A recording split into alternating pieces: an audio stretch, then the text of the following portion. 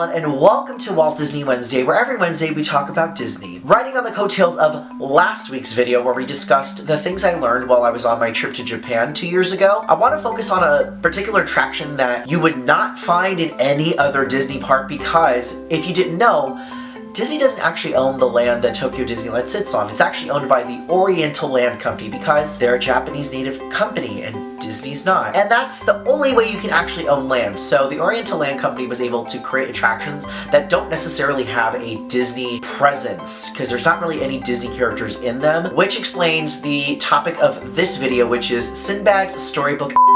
Now this one is actually situated right around where the Agrabah village place is. But let's talk about the ride itself. So Sinbad's Storybook Voyage talks about the sailor known as Sinbad. And in the original story, there are 7 different voyages that he goes on. There's only maybe about like 4 or 5 that are actually covered in this particular experience just because it is what it is. So the story goes is that as you're riding through a boat through Sinbad's Arabian village, he is actually being given a grand send-off into the far unknown because he's gonna go get onto a boat with his tiger Chandu and go off and explore. As he explores, he encounters a few bumps in the ocean, if you will, which do include a rainstorm, but he's helped by mermaids. He helps the Ryuk birds of Reek Island, who are being invaded by pirates, but he helps them out. Is given a feather, which then helps pick a lock of this giant that sits behind it, as well as also helps calm down some monkeys with some awesome musical beats, and even gets a ride on the back of a whale, all the way back home. Now, it sounds like a fantastic story, right? It's actually a very fun,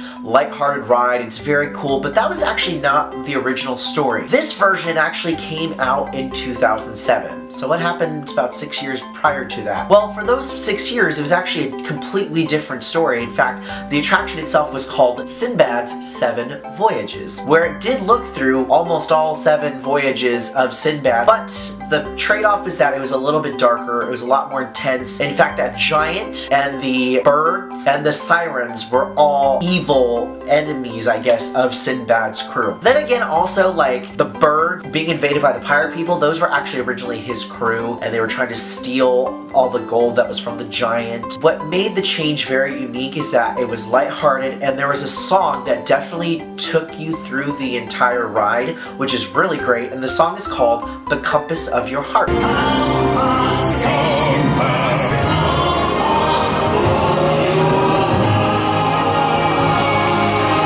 Now, some key major differences besides the 3 villains is that Sinbad also had facial hair. And the saddest thing is that Chandu was not a part of the original story. To bring out the lightheartedness of what could be a fantastic ride, Chandu was added because he's a cute little animal character that people really like. When you want something lighthearted, you add an animal to it because it makes sense. But there's one scene that is also very interesting and does not really fit with the whole rest of the ride, and that was their whole island of monkeys that went a little crazy. Well, in the storybook version, it is the king's monkeys, I guess, or the monkeys have gone crazy, and so the king sends Sinbad to go use his magical drum, which he got, I guess, from the giant, to calm them down and make them enjoy music, and they get all these bananas and things like that. So, what I love about Storybook Voyage is it's a fun ride. It's so cute. It's very different from what you would normally find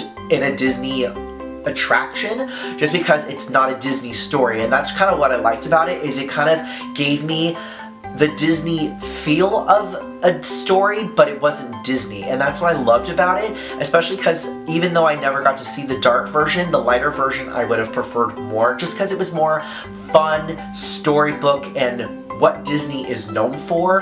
And so to take some of those elements and kind of change them similar to how we've always done with a lot of our animated films, it made it so much more fun. And the animatronics, I will tell you, they move so gracefully, it is fantastic. In fact, the giant himself is easily one of my favorite animatronics because of its smooth movement. And of course, Compass of Your Heart is easily a good song to have in a story because the song talks about while you may go on a journey and you may be going out to find all these grand treasures, the journey or even just the gold itself is actually the friends that you make. In fact, there is a very awesome version, English version of this song, because the song is in Japanese, that was sung by CJ Roche. It's a fantastic one, and I'll link it in the description down below so you can hear it. It's easily one of my favorite songs to listen to. So I want to know your opinion. If you have seen a ride through of this attraction, I want to know your thoughts. And thank you so much for watching this week's episode of Walt Disney Wednesday. If you liked the video, please do not forget to like and subscribe down below. If you want to see more content from me, please feel free to visit any of those videos beside me and look down below. You'll have an opportunity to follow me through all of my social media. Thank you so much for watching, and as always,